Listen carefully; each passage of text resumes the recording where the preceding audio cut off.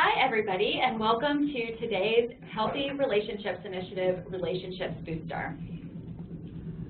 The Healthy Relationships Initiative is a partnership between UNC Greensboro and the Phillips Foundation, and our mission is to promote happy, healthy, and safe relationships of all kinds in Guilford County.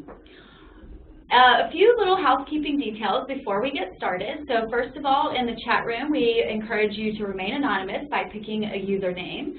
And also, we do encourage you to use the chat room. We'll be able to take questions throughout the program today, and the best way to do that is to use the chat room and direct it to our moderator, Camilla. And toward the end of the program, we'll be asking for feedback, and before you sign off today, we hope that you'll take a couple quick minutes and fill out the form, and the link to that will be posted in the chat room before we wrap things up. The topic for today's Relationship Booster is getting your team to talk to you. And my name is Christine Murray, and I'm a professor in the Counseling and Educational Development Department at UNC Greensboro, and I'm also the director of the Healthy Relationships Initiative. And today for our program, we are joined by Brenda Stubbs, and she's a health educator and the Triad Regional Coordinator for the March of Dimes North Carolina Preconception Health Campaign.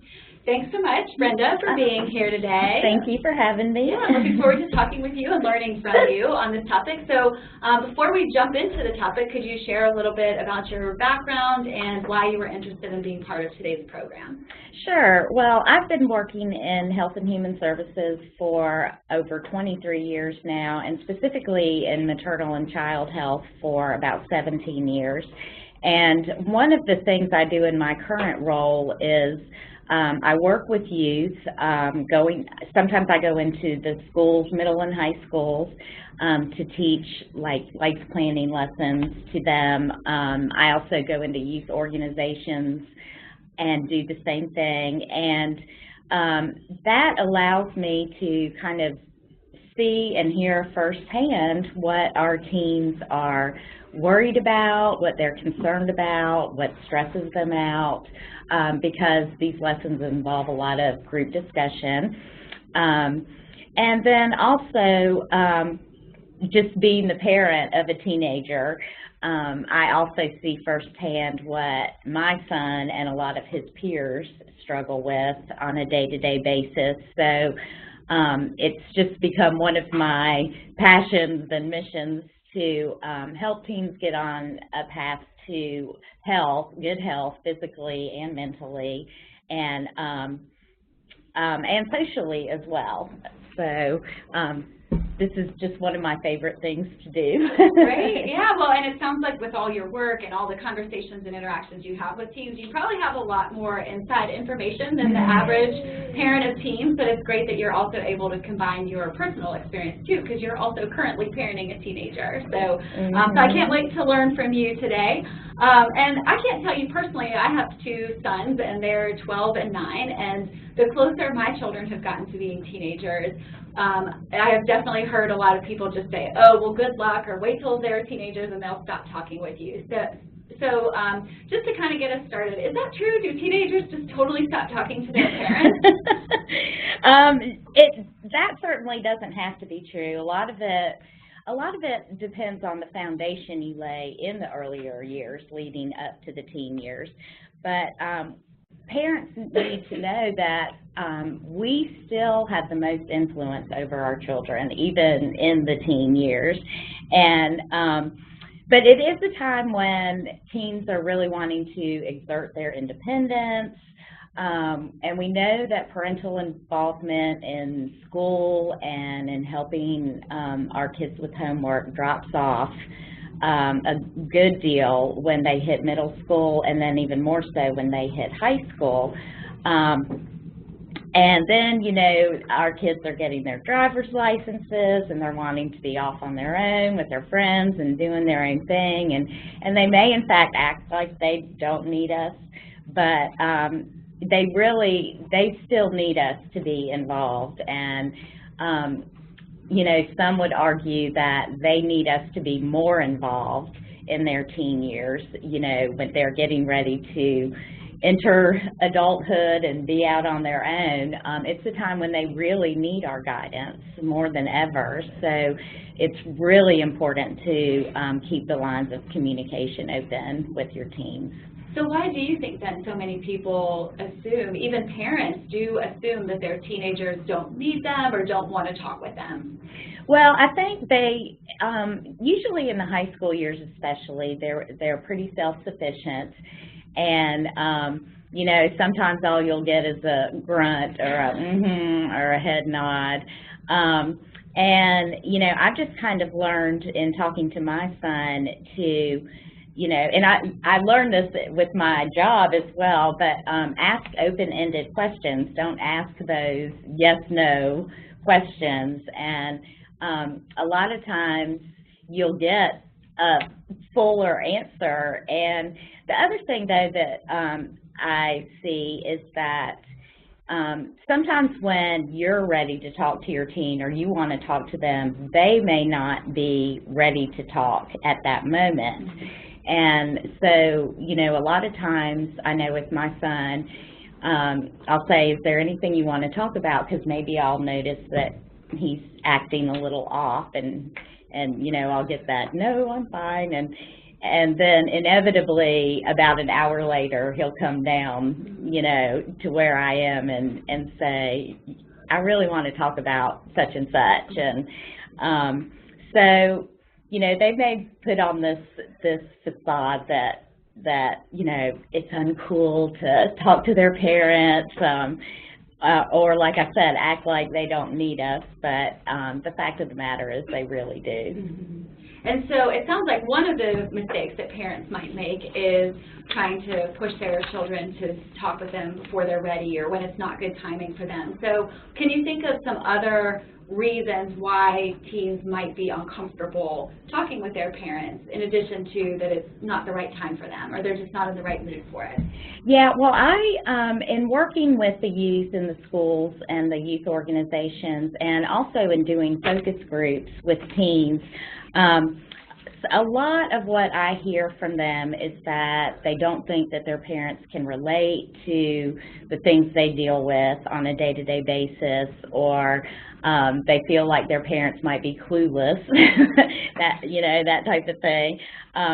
But one of the things I continue to hear is that the teens often feel like their parents talk to them as if they never made a mistake or a wrong decision or a bad choice when they were teenagers.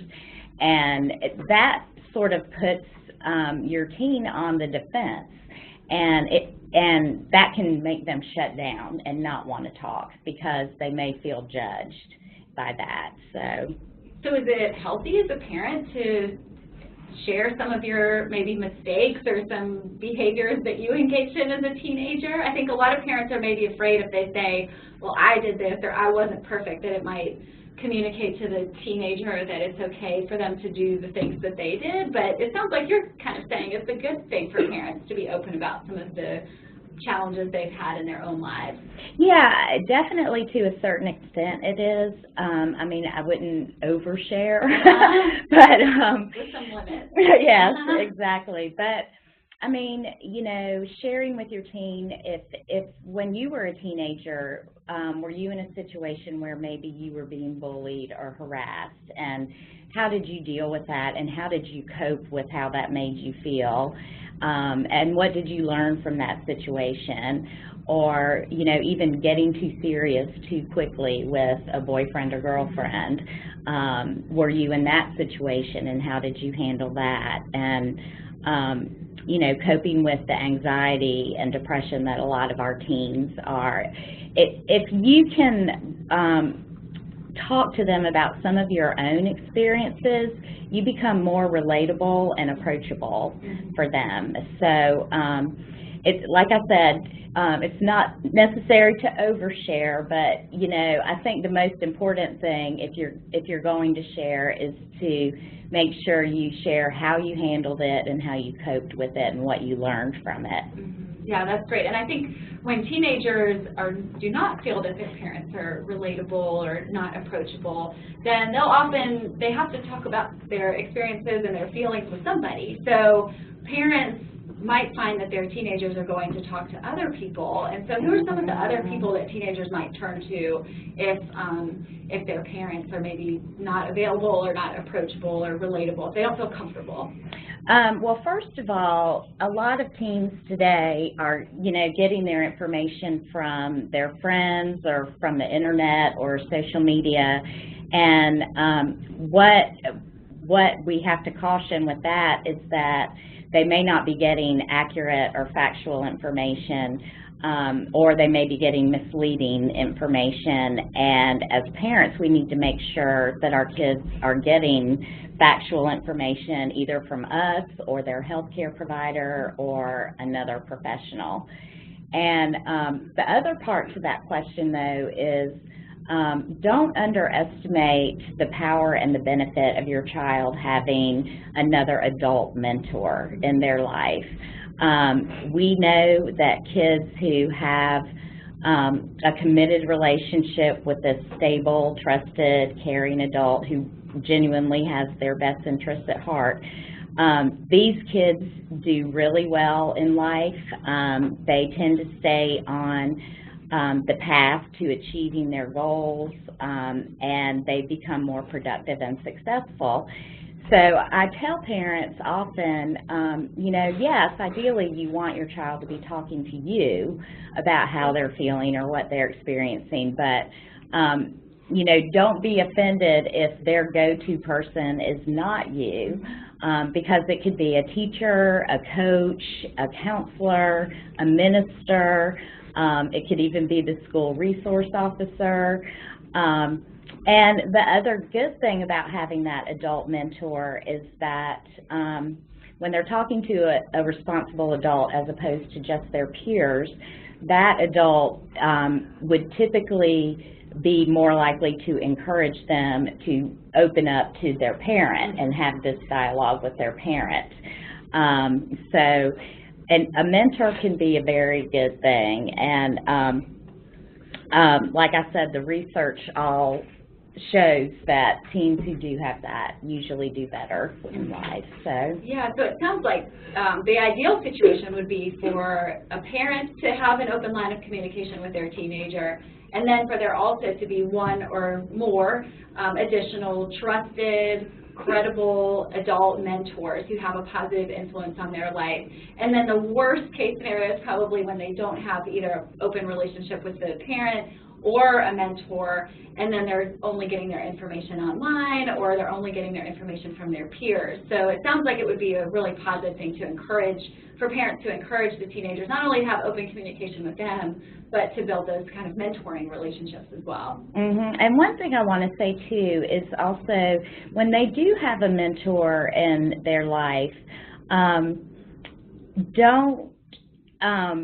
respect the confidentiality they may have created with that mentor.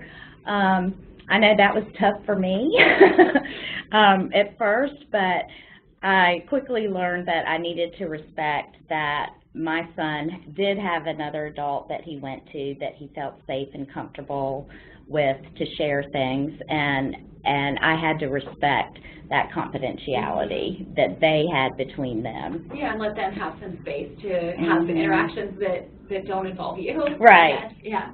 Looks like we have a question that's come in. We do. What if my teen is confiding or trusting someone that I don't feel comfortable with, or that I don't trust myself? Would this be a peer or another adult? In this case, it would be an adult, maybe like an older family member or an older cousin or something like that. Well, first of all, I would reiterate to my child that it needs to be a responsible adult who is stable, who really can give them good advice and won't lead them in the wrong direction. But the other thing that I would probably do if I were in that situation was talk to that person myself and, say that, I'm glad my child has a relationship with you, but I would appreciate it if you would not give him certain advice or, and encourage him to come back to me, that's probably how I would handle that situation. Yeah, that can always be tricky because, of course, a lot of teenagers tend to be a little bit rebellious, and so sometimes I think if you come down a little bit too hard in that situation, it might drive the teenager away or, again, make them further feel like they don't understand you. So I think what you're saying makes a lot of sense around just sort of talking with, and also talking with them about helping them to think through finding positive people, and let's look at the characteristics of this person and express your concerns and, get them to think as critically as possible about that. Right, exactly. Yeah, so that can be a definite tricky conversation to have. So let's talk a little bit about then how do parents set the stage for having positive communication with their teenagers. So assuming most parents do want to have good communication throughout the teen years, a lot of them probably don't know exactly how to make that happen. But what are some things that parents can do to set the stage for having an open line of communication with their teenagers?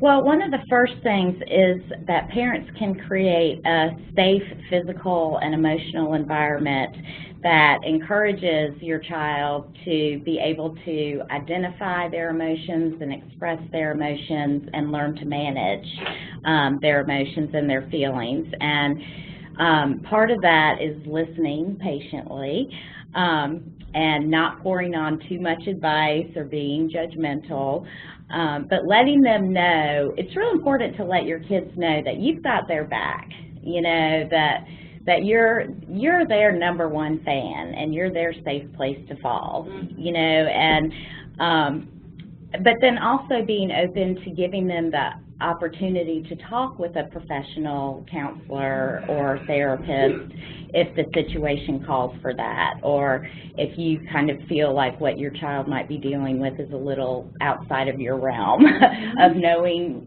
how to handle it. But the main thing is that when kids feel heard and understood and validated, especially by their parents, it helps them build resiliency skills and coping skills. So that's important to know, and that's a good way to start setting the stage for open dialogue with your child.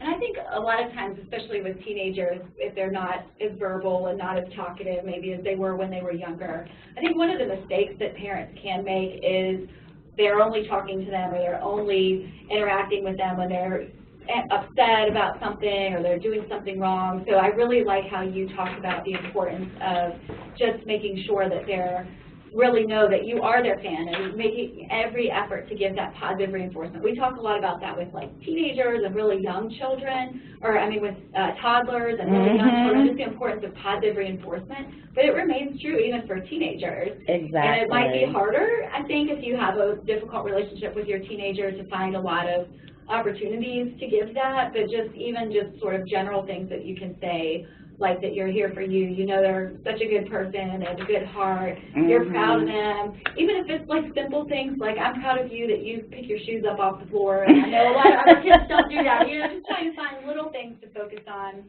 and then building on that. But it's no wonder a lot of teenagers probably shut their parents out if they feel like all they hear is negativity. Right. It's kind of, I think they say don't always catch your kid doing something bad, catch them doing something good, right, and then, praise them for it. Yeah. And we learn to do that with a lot younger children, but then we kind of forget that a little bit more as they get older, that that's still a really important role for parents. Right. So what about more sensitive issues? So we know teenagers today, they just face a lot of different challenges, whether it's mental health challenges, sexual relationships, dating, bullying, drugs, and alcohol. So obviously we could probably do a whole program on how to talk about each of those issues specifically with a teenager, but just to kind of start us off really broadly, what suggestions do you have for how do you talk about these sensitive issues, especially when it's so hard to even sometimes just talk in general with teenagers for parents? Well, first of all, make sure you are having the conversation in a calm time, not when either of you is upset about something or anxious about something. But if in a broad sense, if you're trying to have these conversations about sensitive topics for the first time, or if you're trying to broach these topics, first, with regard to sex and dating, I would make sure to teach them about setting personal boundaries and about consent in a sexual relationship, and making sure that they understand what that is. And in our state, our law says that consent means that the person has to give an affirmative yes, not just say no. They have to give an affirmative yes without being under the influence of any substances. And males and females need to know that. Both of them need to know that. And, you know, make sure that they understand that no one has the right to touch them without their permission, or to disrespect them or their body. And then also, even if they're not having sex yet, it's still important to talk to them about what safer sex looks like, and the fact that condoms are needed to prevent sexually transmitted infections, and other forms of contraception may be needed to prevent an unwanted pregnancy. Because that's not just information they can use in the here and now, that's information they can use later on in life that they need to know about. And it may, just to interrupt really quickly, it may also be a friend of theirs, it might not be them personally, right. But we know teenagers talk a lot amongst themselves too, and so it might be that they get some information that could help one of their friends too. Exactly, exactly. And just also too, I think on that consent piece, that really speaks to the importance for parents really needing to educate themselves about some of these topics, because that wasn't something that parents of teenagers today really heard a lot. That wasn't a word that was really talked about back in those days, and so, or a concept that was talked about in the way that it is now. And so for parents, we need to educate ourselves on these issues to be able to talk with our teenagers. You know, and it's interesting because the way that conversation came up with my son and I was actually, we were watching an episode of Law and Order SVU, and the storyline was about two teenagers who engaged in sex, and the female felt violated and brought charges up against the boy. And so the whole episode was kind of talking about and debating this whole consent law, that it has to be an affirmative yes, and without being under the influence. And my son was watching it with me, and I just, you know, started talking to him about this, and I was like, were you aware of this? And, you know, how do you feel about that? What do you think about what happened to the boy in this storyline? And, you know, so it did open up a dialogue for us, and now he understands fully what consent means. Yeah, and that sounds like something that a lot of parents don't realize that is actually a really great way to open conversations with teenagers, because they're so media-driven and social media-driven that they offer a lot of really good opportunities that parents might not necessarily just on their own think like, oh boy, that's a great opportunity to talk about something like this. And I think what a lot of parents do in those situations, they sit there really uncomfortably, maybe hoping their teenagers don't ask them anything about it, because they're not sure how they would answer those questions. So, so yeah, that's just a great example, a great story. Yeah, and even, you know, stories in the news can be used as teachable moments for your children.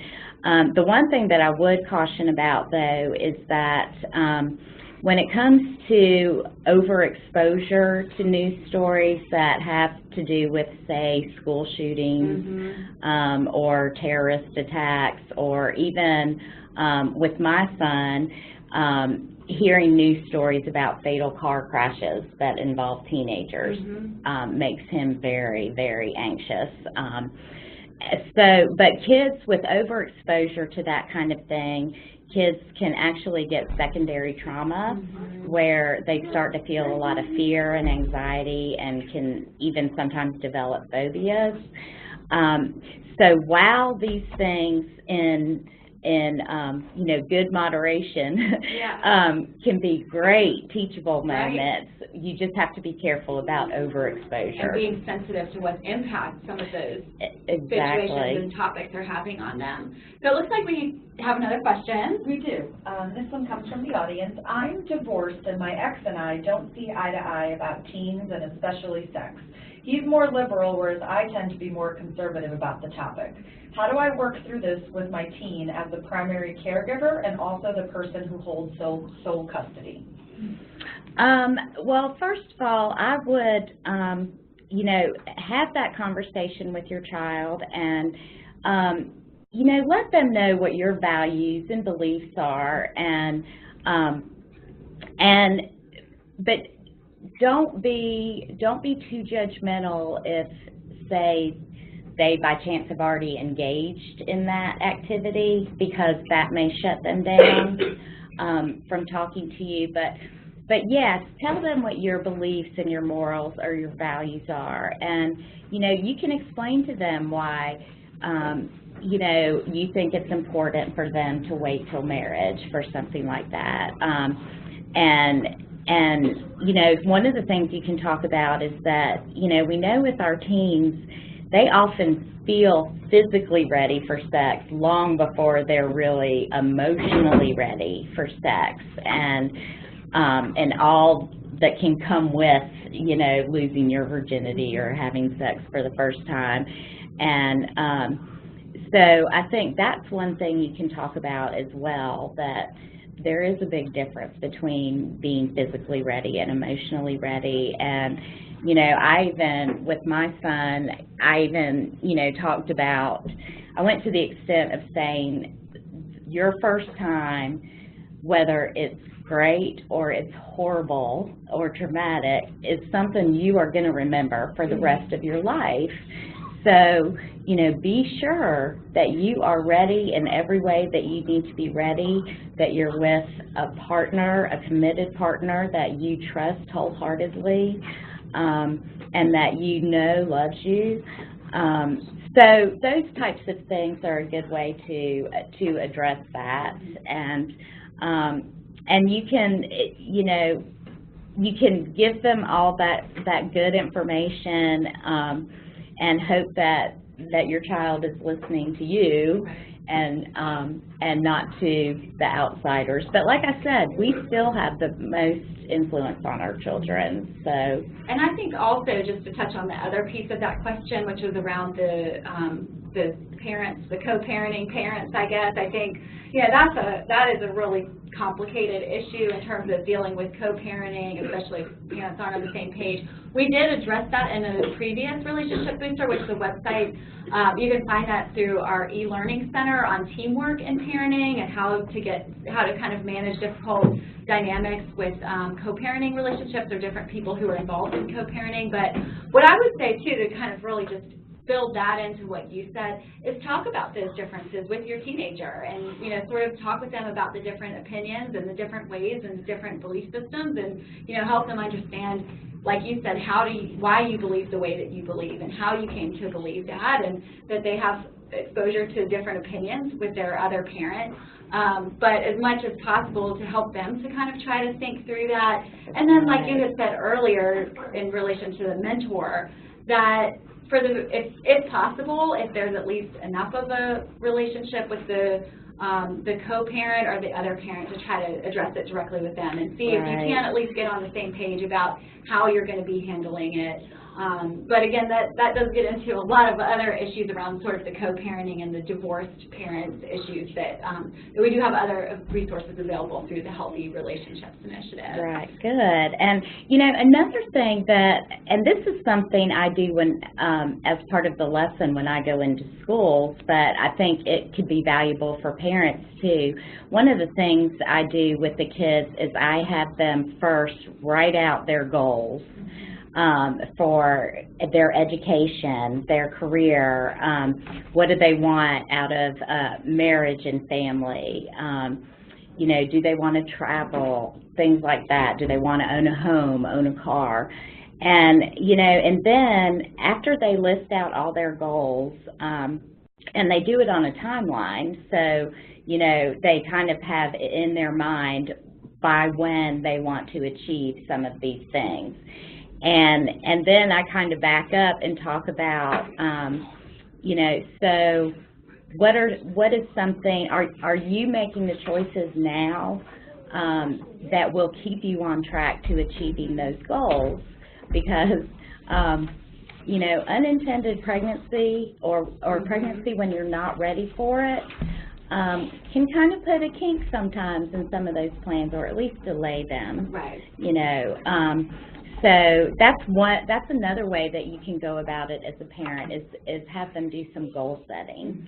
So. And I think that's a really great point, even going back to the bigger picture topic that we were talking about, with how do you talk about some of these more sensitive issues.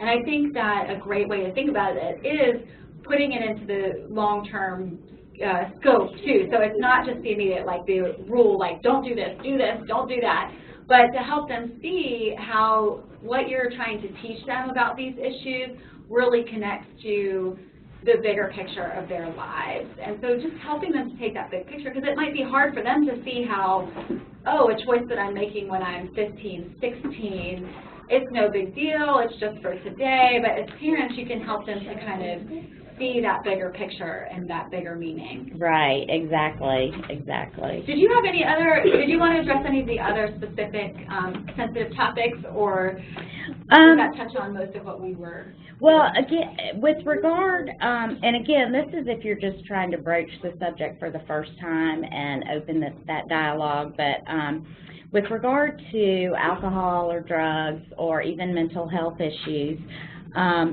if you have a family history of that, that's one way to broach the subject, to talk to them, you know, and say, you know, there's a family history in our family of substance abuse or with depression and anxiety or mental health issues, and you need to be aware of that because it could make you more susceptible to those things. So, you know, just be aware and make smart decisions. And if you find yourself especially feeling very depressed or anxious, make sure you're talking to me about it or talking to somebody about it.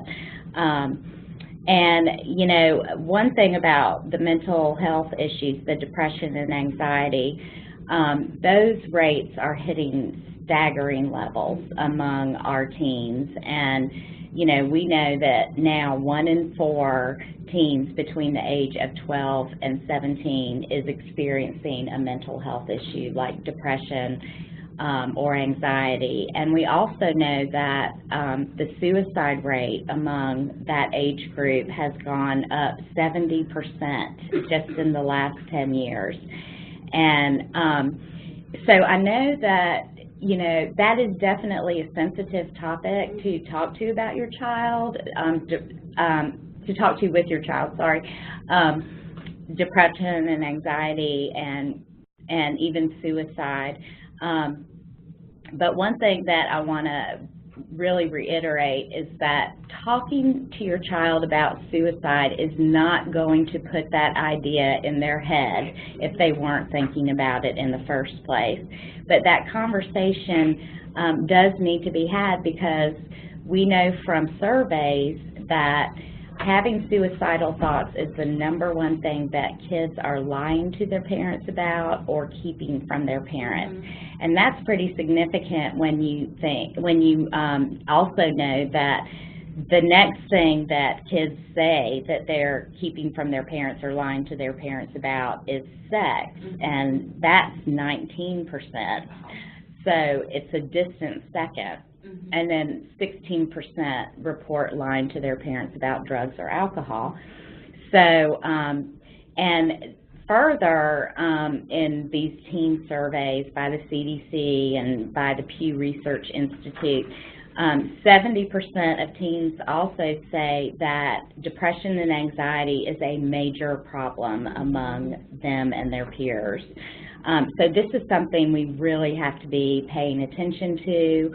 and looking for red flags or signs in our kids, and making sure that, you know, we're talking to them about what they're feeling, because obviously there are a lot of kids feeling this pressure, right. You know. And so if as a parent you do, so a lot of what we've been talking about so far today has really been more generally, you know, setting the stage for good communications and barriers to positive communication. But if you as a parent have some real concerns about whether it's anxiety, depression, if your child might be suicidal, if you're seeing some red flags, or even if you suspect they might be engaging in some risky behavior, how do you, I would assume a lot of times in those cases that the teenager is probably not very open with their parent, so we probably at that point, not all the time, but I'm sure a lot of times we do have situations where we have parents who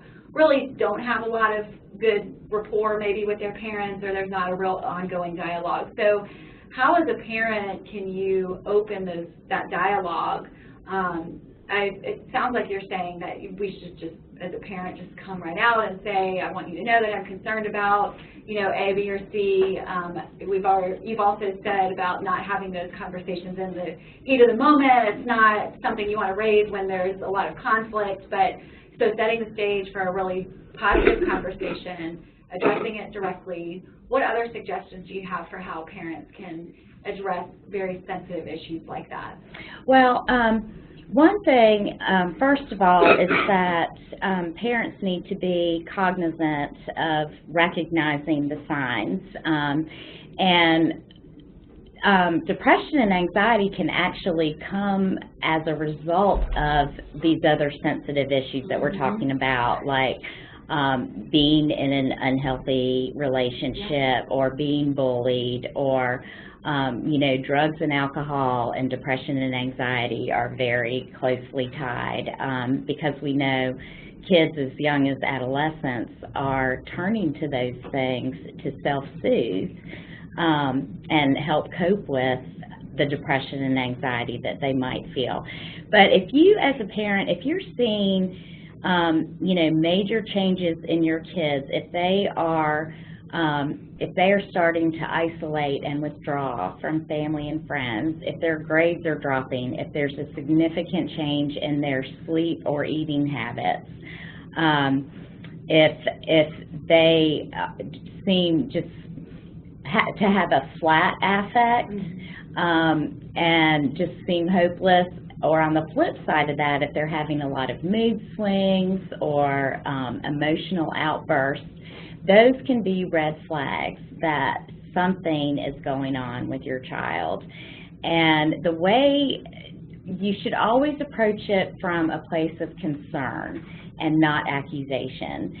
And one of the things that mental health experts suggest is, you know, instead of saying, what is wrong with you, you know, like we're often tempted to do, say, what happened to you?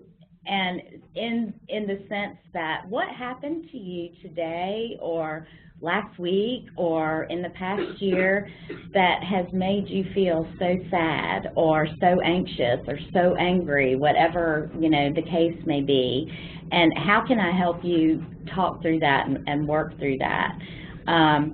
And, you know, and even another thing, because you do still want your children to respect you, so if you have a child who is very angry a lot and has a lot of angry outbursts, often the best thing to do, if they start, you know, if you're trying to talk to them and they start kind of coming at you very angrily, you know, that's a good time to just say, I can see that you are really, really angry, and it's okay to be angry, but it's not okay to direct all that at me. So I'm going to step away, and, you know, maybe you could take a breather, and then we'll come back and talk when the situation is more calm. You know, things like that. But also, the thing that we need to remember as parents is that their brains are developing up until they are 26 years old. And the frontal lobe, which controls, you know, critical thinking and sound judgment, and it helps them control impulsivity. That is one of the later things to develop.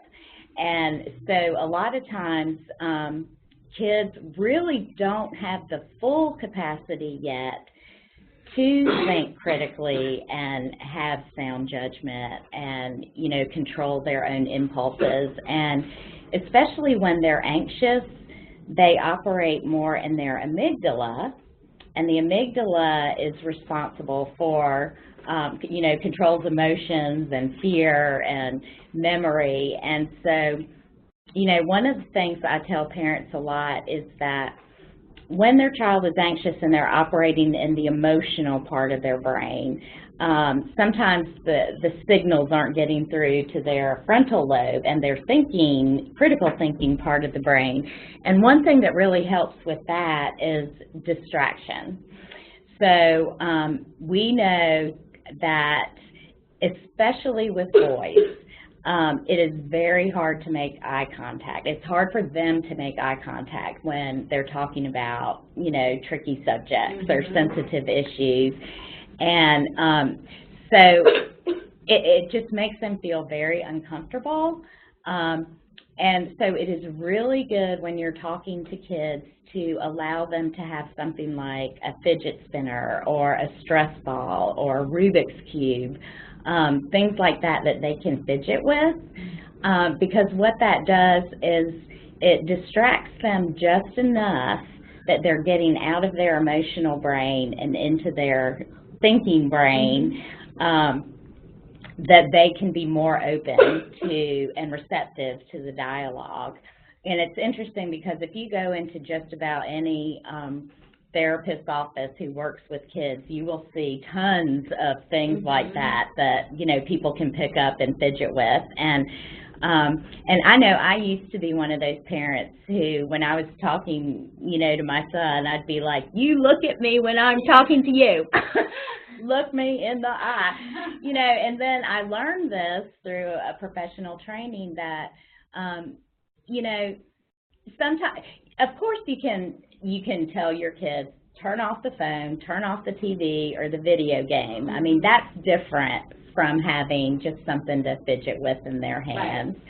Right. And so a little distraction can be good when you're having a conversation with your children too. I just think understanding those developmental issues and the brain development is so important, because especially as teenagers get older, they look kind of like adults. They're kind of like a little bit smaller, younger looking adults. And so I think that it's tempting for a lot of parents to really feel like their teenager should be getting it or should be thinking about this more like an adult, and why do they keep making these choices? But to really understand that they're not dealing with a toddler anymore, but they're also not dealing with an adult, and so there has to be some sort of adjusting of those expectations and understanding that they may not be able to reason as fully as if they were talking with an adult. Right, exactly. And the other thing with regard to that brain development that I want to make sure parents know is that that's another thing. If you are talking to your child about, say, drugs and alcohol, it's important for them to know too that because their brain is not fully developed, they can become addicted so much quicker and on less amounts of a drug or alcohol or cigarettes, if that may be.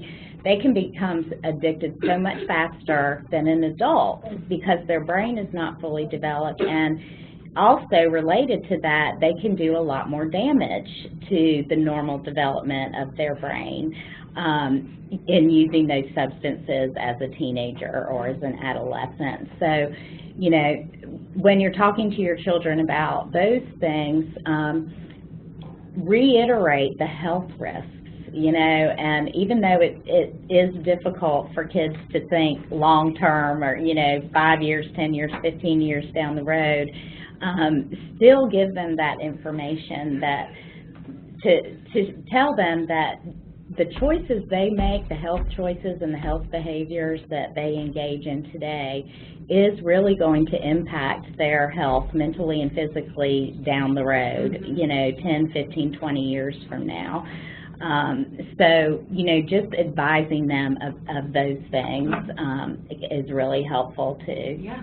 I think we had another question that came in. We do. How can I discuss safety on social media and balancing online behavior with my teen without seeming old-fashioned or outdated? Well, that's a good one. And I'm glad that somebody asked that, because research is also showing that there is a correlation between the huge increase in rates of depression and anxiety among teens and the bursting onto the scene of social media. And, you know, there's a lot of reasons why social media can contribute to depression and anxiety in our kids. And, you know, for example, when I was a teenager and there was no such thing as cell phones or computers actually at that time, if I was being harassed at school or, you know, something like that, when I left school and went home, I didn't have to deal with it again till the next day. But with social media, bullying can be 24/7 and follow our kids home. The other thing is, you know, if there is a lot captured on our phones now, you know, every embarrassing moment or mistake we made can become part of social media. And again, that's an issue that I did not have to deal with as a teenager, but our kids have to deal with that, and that can make them feel very anxious. The other thing is that it's really important to explain to our kids that, you know, they need to take a break for their own mental health from social media every now and then, you know, and because I think even adults get into this fear of missing out mode, and you're constantly checking Facebook, Instagram, especially our kids, and all their other platforms they're on, and it can be really hard if, you know, for them, if they're seeing their friends hanging out together and maybe they weren't invited or they didn't know about a gathering, or they've had a breakup and they see their boyfriend or their girlfriend with somebody else. You know, everything is just so in their face right now because of social media. And so, you know, a couple of things that I would really make sure to talk to your child about is that, first of all, take a break from it. You know, I know a lot of parents that after dinner, the phones go in a, a safe. They actually put them in the safe, the parents and the adults, and they do not get them out till the next morning. And, you know, and there's also obviously a lot of controls that you can put into place on their phones or on their laptops. And then also talk to them to make sure they really understand that once something is online, it is there forever. And, you know, talk to them, again, trying to help them look a little, you know, into the future. You know, we know that employers now, when they're interviewing people, they look at their Facebook pages or their Instagram pages. And so, you know, helping kids keep in mind that what's put out there today will be out there for forever, and really could have an impact on parts of their life down the road is important. And I think, too, all of that really speaks to also, I think the comment about how to not seem ancient and, you know, really out of touch, I think really speaks to the heart of this whole topic, because as a parent of a teenager, you're kind of walking this fine line between wanting to be there for your teenager and be somebody that they can talk to, and then also still being in a disciplinary role. And so I think one thing I would sort of add, I think, in addition to what you said about the social media, is just educating yourself about it so that you understand it. And I think that same thing is true for a lot of the issues that teens deal with today, that as parents, it's an important part of the responsibility in getting your teen to talk to you to know what's going on at their school and what kind of social pressures they're facing today, what kind of drugs people are using in their schools, what kind of music that they're listening to, how social media is influencing their lives. And there is a lot about, for parents of teenagers, when they were teenagers, a lot of the similar experiences are still happening. Like you said, you would have felt left out at times, or you could have experienced harassment or bullying or peer pressure or different things. But the world has changed too, and so I think for parents today, I think just really educating themselves and learning more so that you're not going to seem as out of touch if you're not as out of touch. But maybe, because we're coming to the last few minutes of our program, and so maybe just the last piece to talk about is sort of how, as a parent, do you really balance that? I want to sort of be a friend, I want to be someone you can come to as your parent, but I'm also here, I have to set some limits on you, and I have authority over you. And so just what are your thoughts as parents, and just maybe even some just kind of final tips to give parents about how to play both roles and balance both roles, especially in times when there's a conflict between them. Right, and that is a hard line to balance. And excuse me. And I really don't think that one role is more important than the other. I think they're equally important, because you do want your child to be talking to you and feel comfortable coming to you when they need help or need advice. And if you solely parent out of fear, a lot of times they're not going to come to you. They're going to be too afraid of the consequences. And so I think on one hand, like I said before, you need to be their safe place to fall and make sure you know that, or that they know that you're in their corner and you're there to help them and guide them. But on the other hand, yes, of course, we want to be respected as parents. And, like I gave that example where if your child is, confronting you angrily, yes, you can say, this is not acceptable, I will not take your verbal abuse, and you can set some boundaries. And I think one of the ways that kids will be more receptive to those boundaries is, to help them understand that a lot of the boundaries you're setting aren't necessarily punitive. It really is for their own good, and of course they'll say, you don't know what's best for me, and they'll give you all of these arguments, and they often forget that we were teenagers, at one point. But just again, coming from an angle of, this is something that's going to be good for you, even if you can't see it right now. Can you just trust me? And you can still demand respect or insist on them being respectful towards you and obeying your boundaries. And so I definitely think both are equally important. It sounds like it's kind of, for the most part, you want to be sort of balancing them both equally, but then there might be a time when one side, you need to step up and be a little bit more friend in a moment, like if your teenager has an experience of being left out or being hurt or something bad happened, then maybe not as much of the punitive kind of side, or like you said, if they really cross the line, they need to know that there is that side, the disciplinarian side too, but for the most part to try to keep them pretty equally balanced, and then there might be times when one would weigh more heavily, but then to kind of get that back. So before we wrap up today, what's one kind of big picture sort of takeaway that you hope people will leave today's program with? Well, I think, you know, one broad concept that I hope people leave today with is that, you know, I do hear, just like you said, you hear a lot that when your kids get to be teens, they'll stop talking to you. I hear a lot from parents, our kids are the most entitled generation that's ever been. You know, what do they have to be so stressed out about?